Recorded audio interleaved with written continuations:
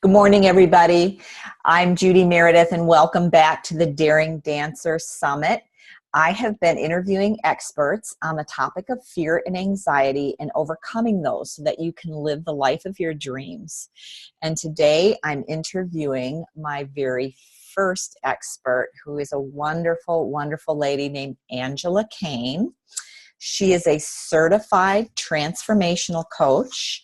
She leads her coaching clients through a very unique transformational system. It's very, very deep healing work. And she outlines those steps that she takes her clients through in her wonderful book called From Fear to Fabulous. Welcome, Angela. Thank you, Judi. It's really great to be here. Thank you so much for inviting me. Well, we are very blessed to have you. I think what I'd love to do with your interview while we have you here is to take the listeners on a journey through the book that you wrote, From Fear to Fabulous, and have you tell us a little bit about each section of that book. Okay. It's a wonderful book. It's very spiritual. It's very deep. I've really been enjoying it myself. And I know that you've done your own work as well, and we can talk a little bit about that when we get to it. So let's start with chapter 1, identify. Can you say a little bit about that? Yeah, well, I think, the first step in any healing process is becoming aware. And awareness is the key. And because if we're oblivious to something, we can't do anything to fix it. And so once we become aware that, we have these problems, we have this feeling of, because I think most of the clients that I work with, they come to me with feelings of feeling stuck, feeling anxious, feeling desperately unhappy, but they don't necessarily know why. And so what we then do is we unpick the circumstances by eliminating certain things. I ask them certain questions, and we get to the core of what is really making them so unhappy. So that's really the first step, to actually identify what the problem or the problems are.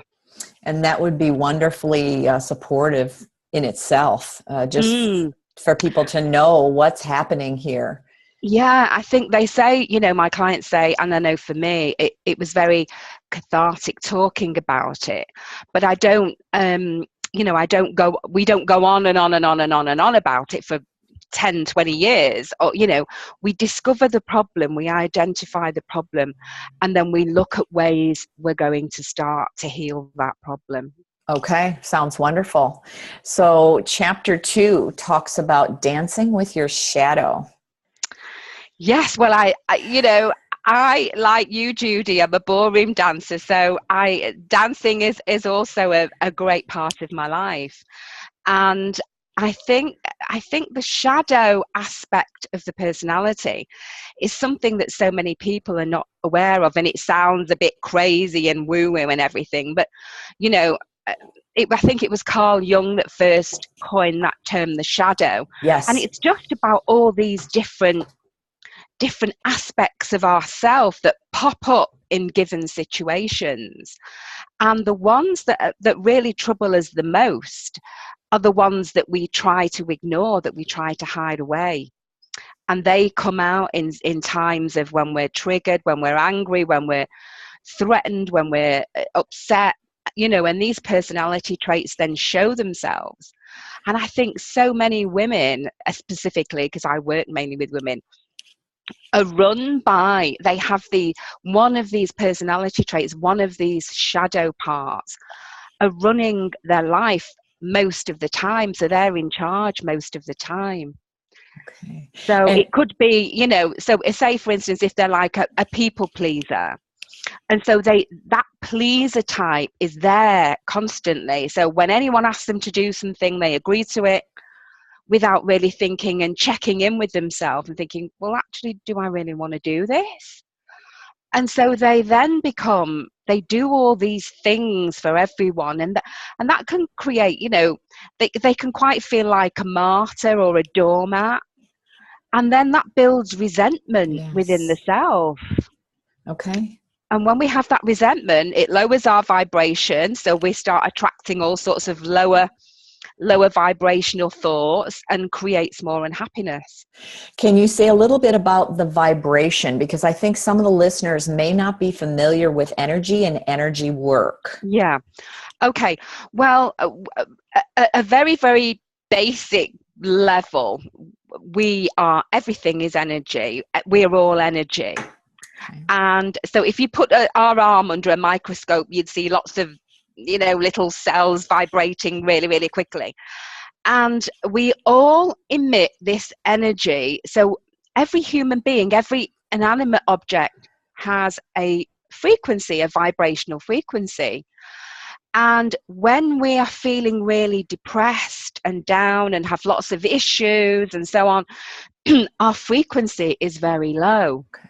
And so, when people say, I'm in very low spirits, it's really, they're in a very low vibration, but we don't tend to talk in terms of vibration.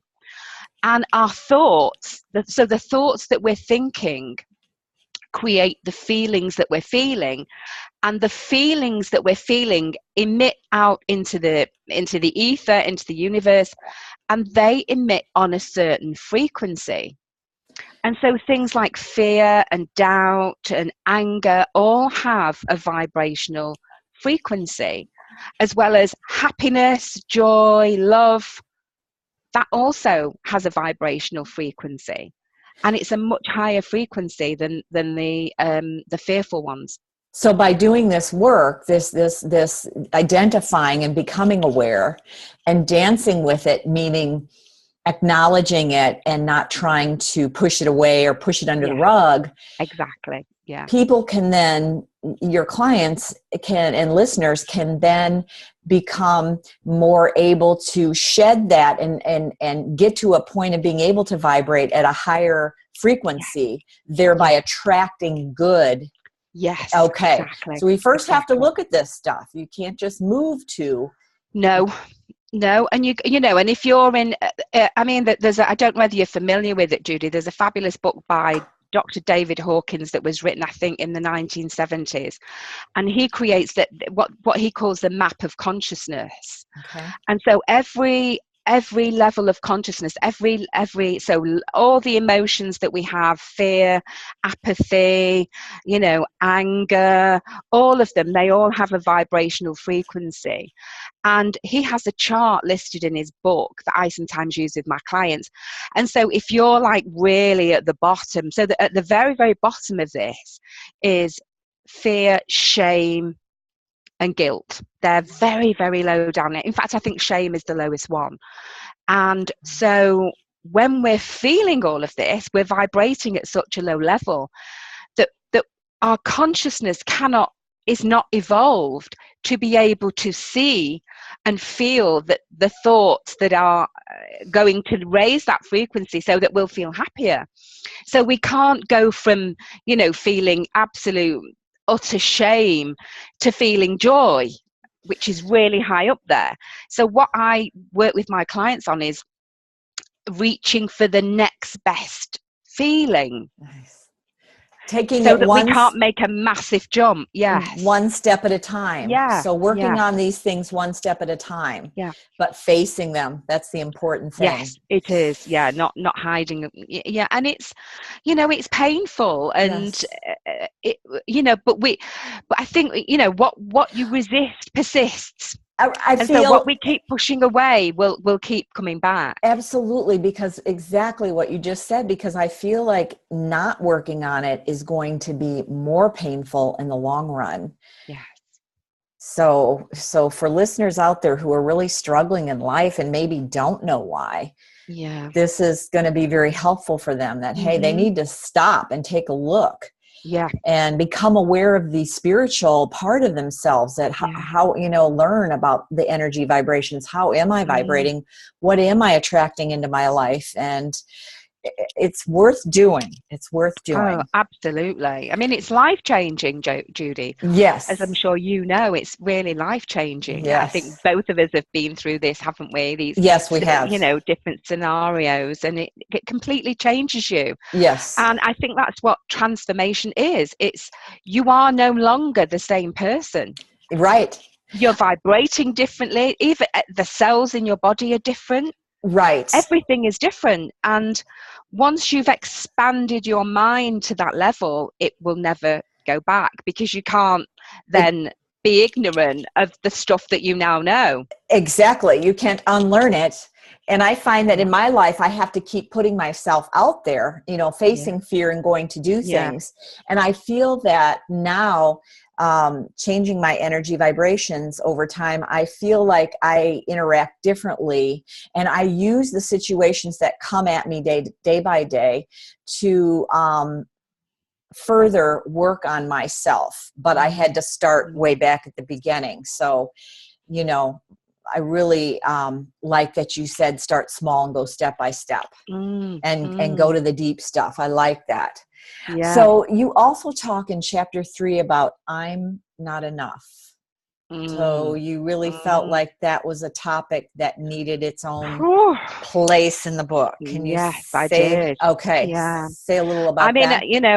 I felt like that, Judy, for so many years, and I know how it stopped me applying for jobs or doing things that I wanted to do. It stopped me doing so many things because I just didn't feel good enough. I felt unworthy of having a great life like everybody else was having. I just didn't feel that I was good enough to have that.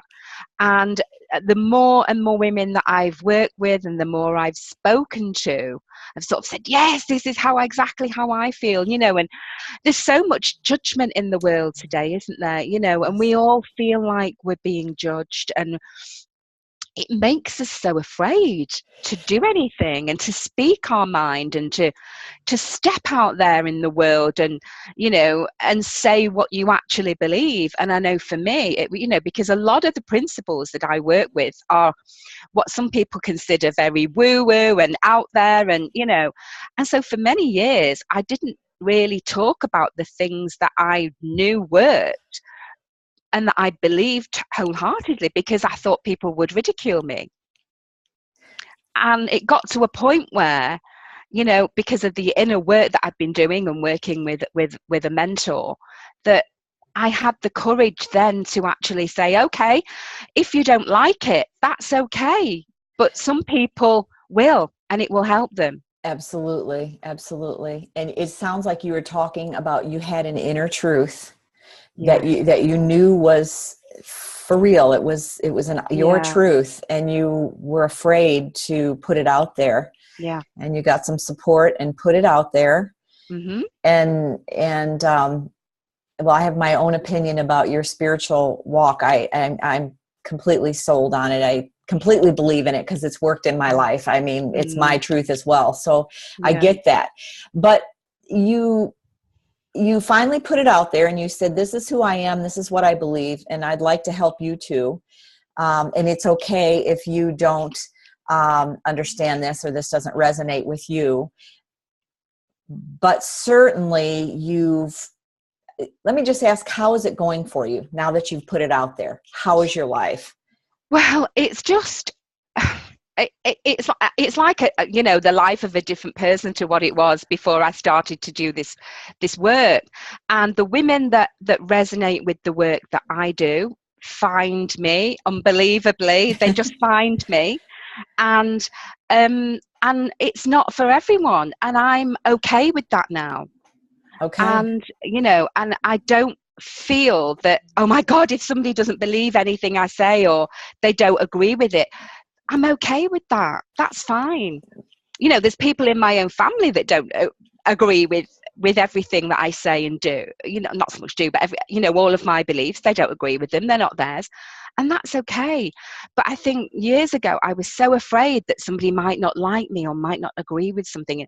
You know, the pleaser in me was Right. so forceful and running my life, that it was like, oh no, don't go there, because what if nobody likes it? And what if, you know, not if no one buys your book or whatever.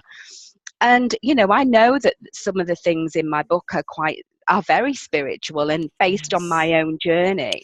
And I know that some people perhaps may read it and think, I don't agree with that, or I don't believe that. And that's Right. fine. What would you I'm say okay with that now.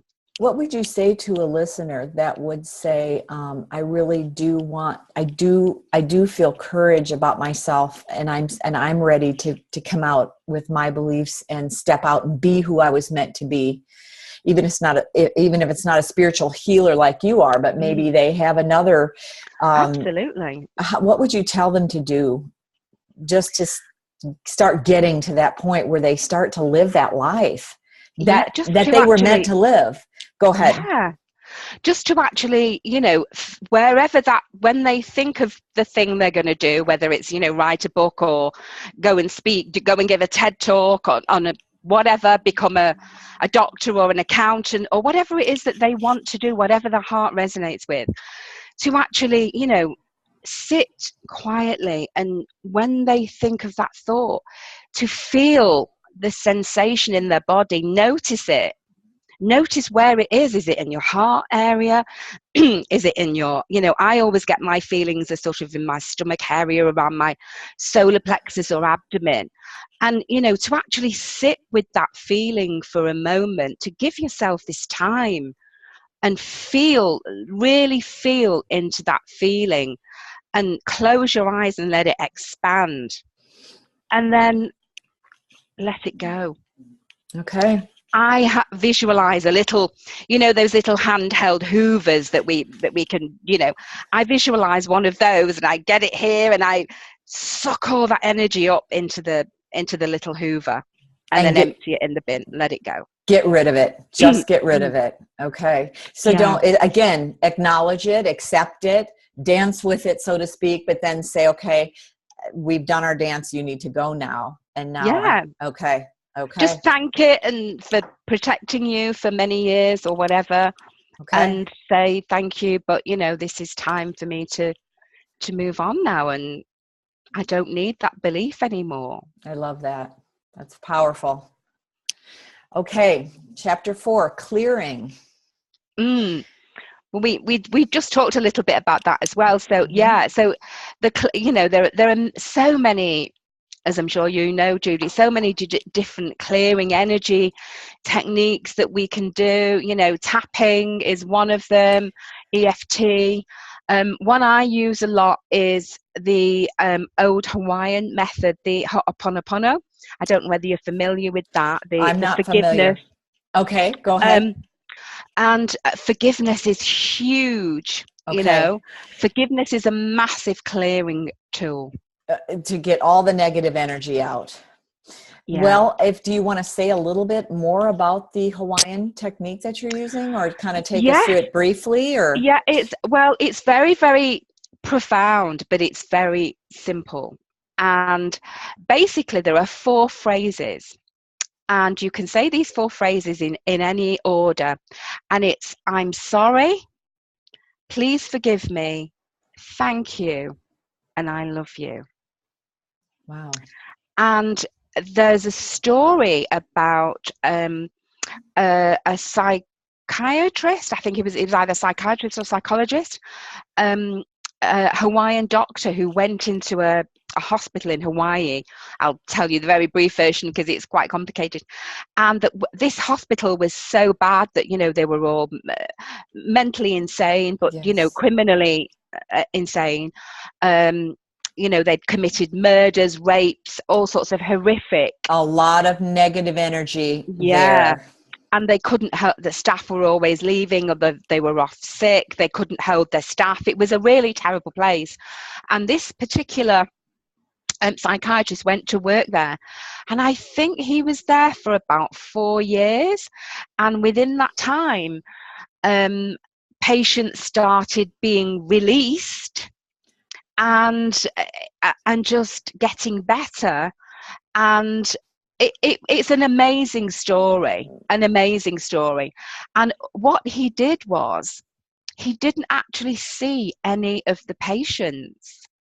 He used to get their files and read them, and what he calls clearing on them by saying these 4 phrases.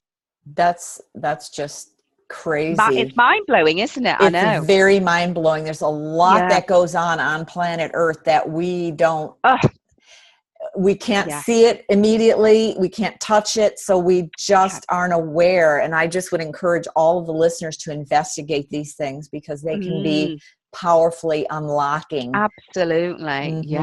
Yes. So I was so drawn to that story a few years ago that I decided to take a course in the Ho'oponopono and became a certified practitioner of it. So, but I use it as part of the process of transformation. Wonderful.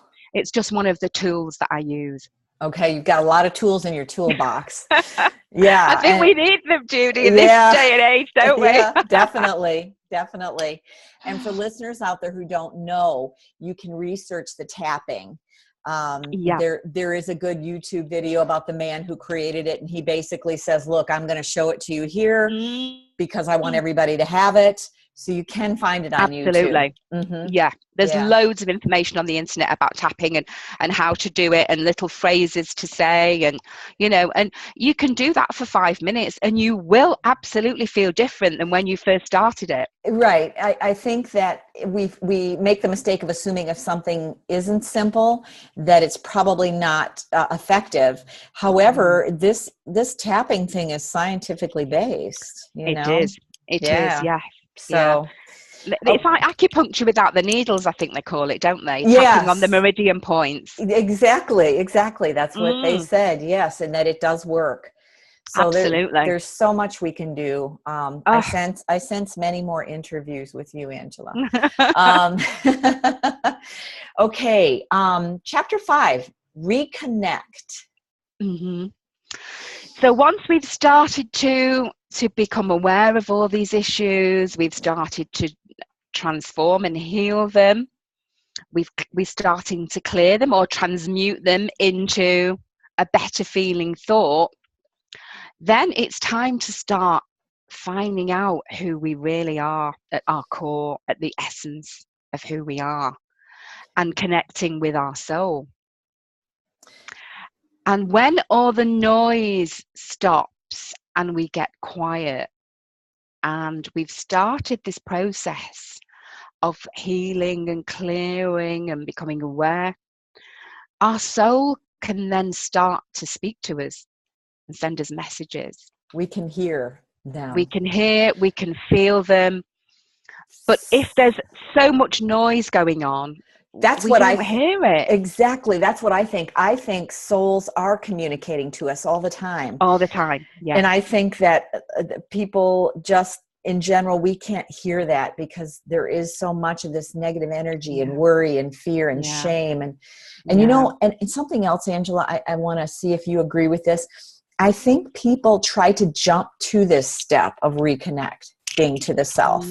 I think they say, I don't know who I am and I don't know what I want. And they keep grasping for that, trying to figure it out without going through this work, this deep work that you spoke about. Yeah, okay. I believe that we absolutely have to do that, Judi. I don't think there is a shortcut. If there is, I've never found one. And I think, we're all on a journey, aren't we? And our soul is on a journey. And going through a transformation, a process like this, it is like a journey. And you find out who you really are, what you really like, what makes you tick, what you don't like. Because we're so used to conforming in society that our identity can be completely lost to us. Absolutely. And I think a lot of people are fearful of even approaching this journey because it is a little like a walk through the the Harry Potter forest. I mean, all kinds of Yeah, stuff is going to come at you. it is. Yes, it And is. it's hard, but to get to where you can live fully, this is the Mm. walk you need to take, bottom line. Yeah, it is. Yeah, Yeah. yeah. But it's so, so worth it. Yes, yes, it is. It is. You know, I'm going to ask before we go on to create and design, but I'm going to bring something up, and I hope it doesn't infuse negative energy. But when someone is walking on this particular journey, there's a lot of losses. There are a lot of losses in your life. You can lose relationships, you can lose jobs, you can lose all kinds of security. Yeah. What do you have advice or anything that you can say to people? I mean, because this really will, a lot of people don't walk this walk because of the losses involved, and there's a lot of losses in change. Yeah, there is. And, you know, I think change is scary. We're creatures of habit, you know, and we like what is familiar. Our brain likes what's familiar. That's why we don't like change, because we like to almost preempt everything that's going to happen, you know, but the magic really happens in that space of the unknown. Yeah. And it's about, you know, having that faith Okay. and trust in your higher self, in something, you know. Some people call it God, some people call it the universe, some people call it, you know, the I am, whatever that is to you, whatever that special creative force is for you. You know, it created you, it made everything in the universe, and it can see far beyond we can see with our physical eyes as to what is best for us. Right. Right. And having that faith and just know it, just feeling it in your heart that this is the right thing to do, you know, and Yes. just trusting and knowing that it's going to be okay. I think once you connect to that too, Yeah. it almost becomes a relief, because Yeah. you can say, you know, I can't see what the great creator can see, or God or universe, however you see that. I can't. I have no knowledge of all the things, but the creator does. And then it becomes a relief. I think, I guess in my own life, it's been a relief to just say, thank God I don't have to figure that out.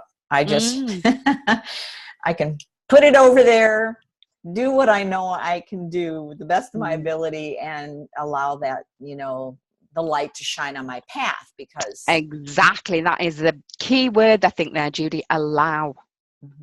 Allow. Let it in. Let the good in. The good you seek is seeking you. I absolutely believe that for every single one of us. Yes, I do too. That's a beautiful thought. And it's very encouraging and hopeful, and it resonates. It has the ring of truth. So, okay. So reconnect, create, say a little bit about create. That's where it gets good, right? Yeah. So this is the point that my clients absolutely love, because it gets exciting, because this is when we start really to put the laws of the universe into practice, and to actually start to live in harmony with them, to resonate with them, because we are co-creating our lives every second of every minute of every day. We just are doing it unconsciously most of the time. Okay.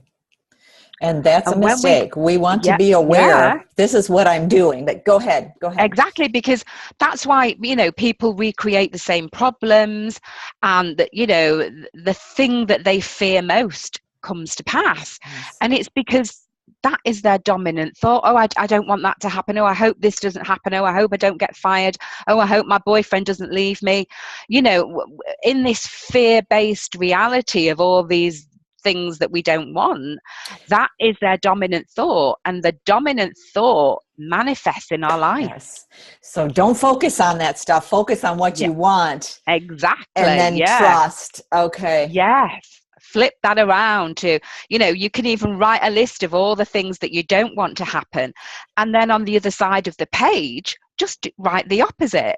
Right. I don't want my boyfriend to leave me. I want to stay with my boyfriend and live happily ever after for the next 50 years. Or, you can do the opposite of So whatever that fear-based thought is right. So the opposite of a boyfriend leaving would be I would love a healthy, Yeah, lifelong relationship with this exactly. person. Yeah. And then you start to bring that in, and your And brain then you starts to start to work focus on, on that.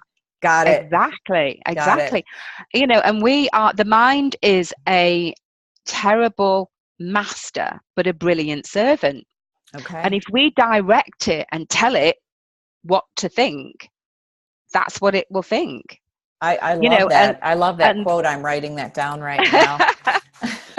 And that, our subconscious is subjective. So whatever we tell it, it's going to believe. Yes. It's happened in my life. I can't deny that. I wouldn't deny that. That's an honest truth.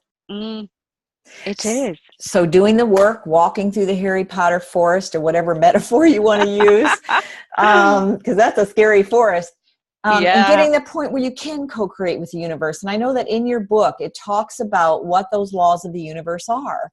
And I just love them. I love reading them. And we can't operate without that framework. And that's why the creator put that framework into place. Did we talk about design, chapter 7? Did we get to that yet? We haven't yet, no. Okay. No. Are you ready to jump in, or did you have... Okay, go ahead. So when we get to that place, I believe that then because we've cleared the clutter, so to speak, we're in tune, we're in harmony with our true being, our authentic self. We can start to get messages and feelings from our soul as to what, start to trust your intuition, whether something is right for you or not. Is this the right next step for me? And if you get quiet and you've done the work, you've started to clear the clutter, you will get a very strong feeling whether this is right or not.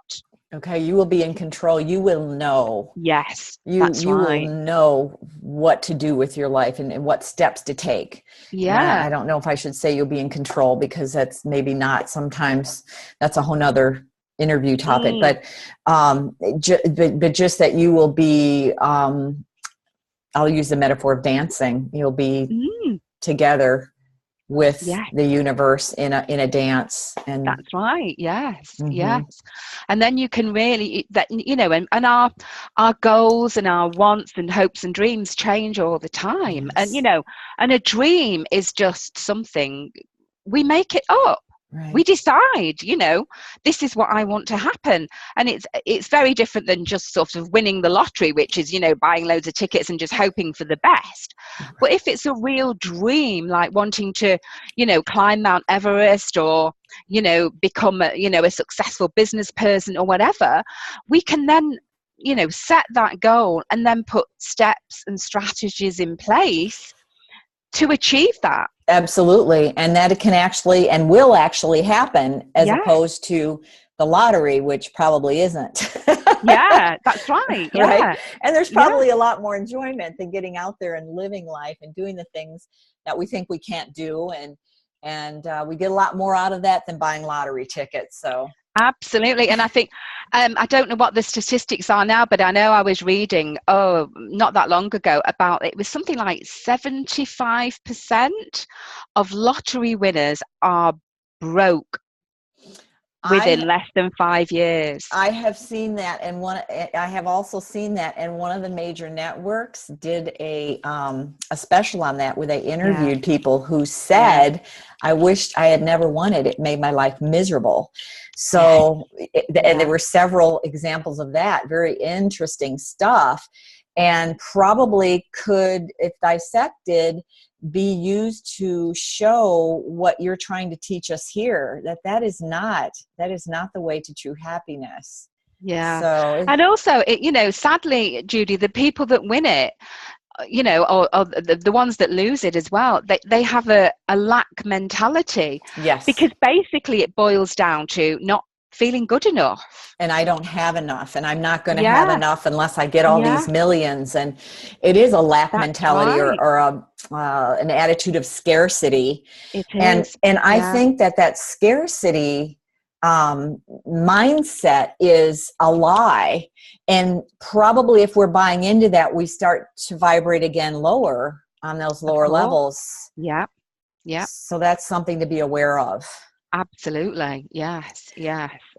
Well, your book is amazing, and I loved reading it, and I loved reading the laws of the universe, because that was a missing piece for me. So I would encourage the listeners to get it and read that and start co-creating with the universe. But don't think that you can jump to that place. Be willing to go through and do some work on yourself and clear this fear, clear it. Yeah. Tell us a little bit, if you would, about, before we end, about your personal journey, because you have been through so much. And I really think that, the things that you've been through led you to come to these realizations that you lay out in your book, and allowed you to lead other people on a transformational path. What happened for you a little bit? Well, I lost both parents as a teenager, and so I was not a confident I was not a confident child at all, and I now know that I inherited that fear and from my own mother, and because it gets passed down in our genes, and we inherit things from our ancestors and so on, and so but then, I had very loving parents, and they both died sadly within 2 years of each other, virtually to the day. And so as a teenager, I found myself pretty much alone in the world. Well, I have still got my brother, who I adore, who has been my rock throughout my whole life. And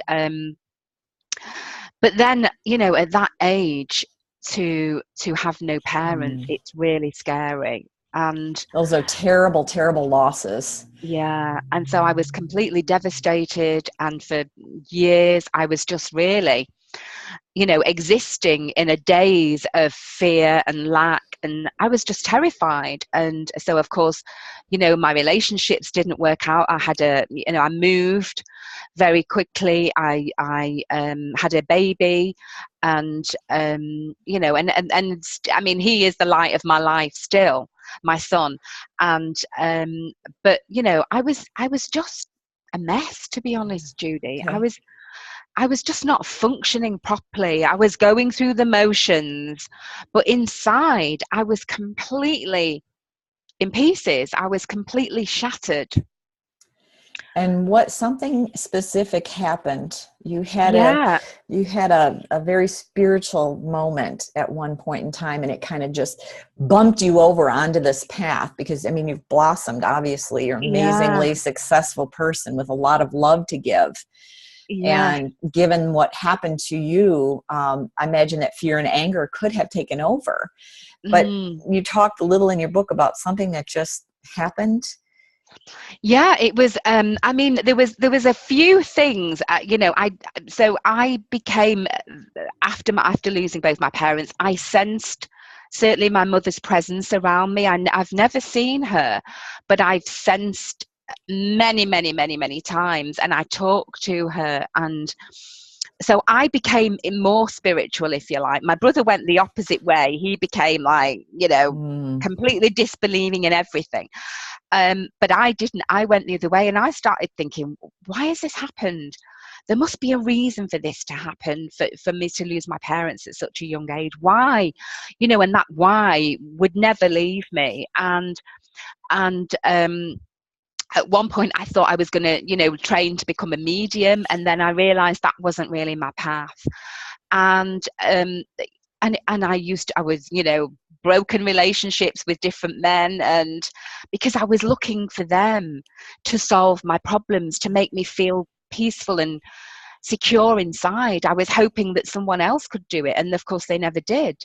Right. And then it was, after the third broken relationship, it was like, well, hang on a minute here, what is going on? Maybe it's something in me maybe it's not them, maybe it's me. And when I started to think about that led me down a very different path. And then, to cut a long story short, I was working at the time as a full-time dance teacher, and we used to have conventions in Kansas City, and I went over to Kansas City to a convention, and they had dance workshops and speakers on, and I went into one of the seminars this particular day and came out a completely different person. Wow. What happened? It was that quick for me. But I spent then the next 20 years trying to figure out why and how and what I needed to do to stay, you know. And all that happened was the guy on the stage was talking. He was an English guy, and I did know him, and I thought, I like him. I need to listen to what he has to say. And he didn't really talk about dancing at all. And it was all about how we create our own reality and how our thoughts create our life, basically. Wow. On some level. That's powerful. Oh, and I can still take myself back there now. And when I think about it, my whole body starts to vibrate again. And I was buzzing from head to toe.